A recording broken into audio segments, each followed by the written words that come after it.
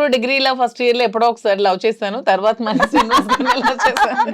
చూసారా అబ్బా ఎంత open mind. He knows everything. I told him everything about me. He knows everything. ఎప్పుడు degree intermediate second year వరకు నేను శ్రీ చైతన్య చదివాను, గర్ల్స్ క్యాంపసే. డిగ్రీ ఫస్ట్ ఇయర్ లో బయోటెక్నాలజీ నేను first year. Degree first year లో ఒక అబ్బాయికి లవ్ చేశాను, ఆ అబ్బాయి కూడా లవ్ చేశాడు.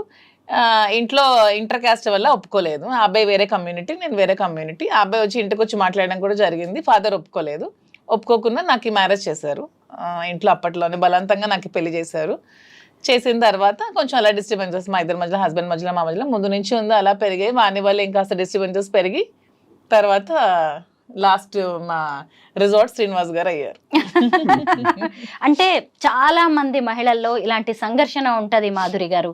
ఎందుకు మిమ్మల్ని చాలా మంది విమెన్ కావచ్చు, సొసైటీ కూడా మిమ్మల్ని అప్రిషియేట్ చేస్తుంది. ఎందుకు అంటే వాళ్ళ జీవితాల్లో వాళ్ళు చేయలేనివి చాలా మీరు చేసి చూపించారు.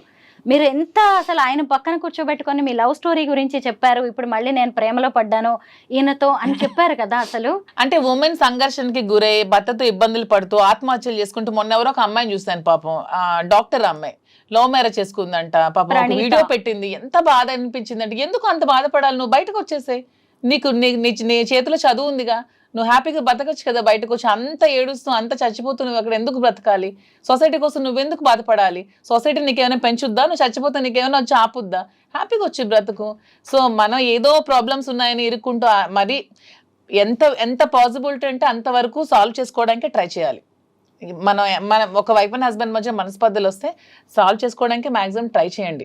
కుదరలేదు, మనం అక్కడ సస్టైన్